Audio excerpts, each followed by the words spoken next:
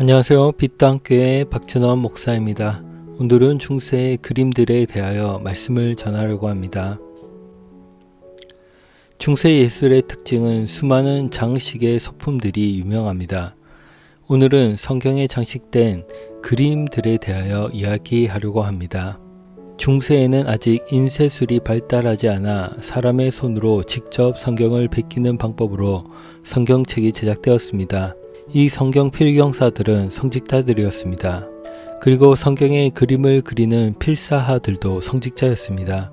필사하들은 더 높은 지적 수준과 예술성까지 겸비해야 했습니다.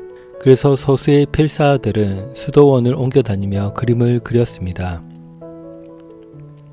중세의 특징답게 책에는 화려한 금이나 보석, 상아들로 장식되었습니다.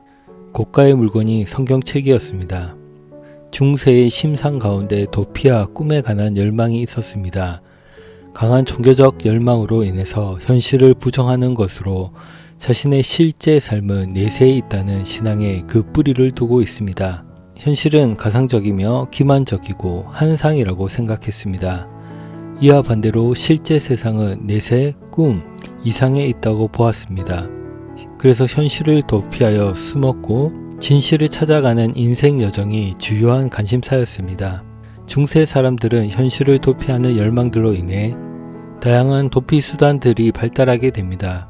마법사들이 만들었을 법한 체험제, 자극제, 사랑의 미학, 향수, 한가, 각성을 유도하는 다양한 음료들이 있었습니다. 부유층들은 의사들에게 이런 약재를 제공받았습니다. 가난한 이들은 마을의 무당에게 약재를 얻었습니다. 중세 의사는 지금의 약사로 주로 약초에 대한 공부를 하던 이들이었습니다.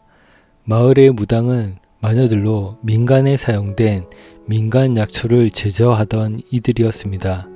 교회는 조금 다른 방식으로 현실을 도피하였습니다. 보통 3일 정도 절식, 금욕적인 생활, 기도와 명상을 통한 내적인 비움, 성가 노래를 통한 무아지경을 권장하였습니다. 지금의 교회도 아직까지 이러한 현실 도피와 비슷한 방법들을 하고 있습니다.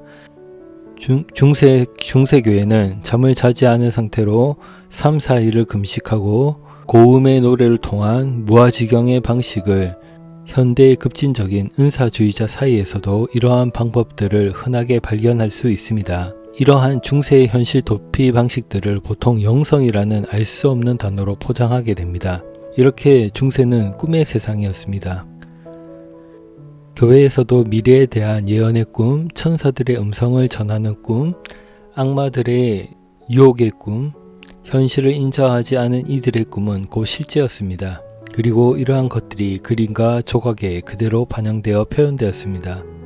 그림을 보면 야고보서에 그려진 중세의 미니어처입니다. 미니어처라고 하는 것은 성경의 장식용으로 상단이나 구석에 그려진 작은 그림을 말합니다.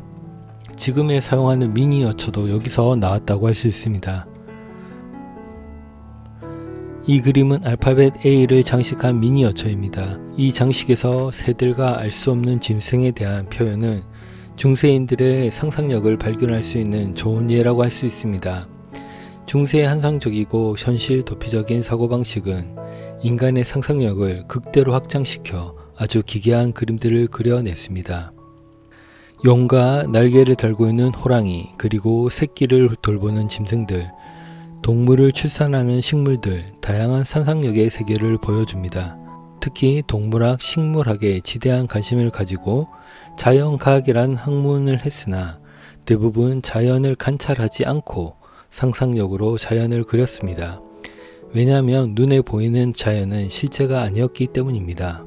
중세 교회의 신앙 또한 실제 세상을 실제로 여기지 않고 자신을 기만한다고 생각하였습니다. 오히려 보이지 않는 꿈과 환상을 실제로 여기며 현실을 도피하는 방식을 영성이라는 알 수 없는 말로 포장하고 추구하였습니다. 지금의 세상도 실제하고 있습니다. 보이지 않는 하나님의 나라도 실제합니다.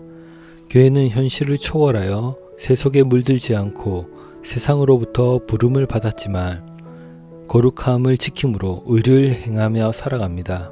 현실을 도피하지 않고 세상과 구별되지만 세상을 두려워 도피하지 않고 담대하게 나아가는 것이 교회입니다. 빛당교회는 부산 사상구 계법동에 위치하고 있습니다. 자세한 사항은 약도를 참고해 주세요.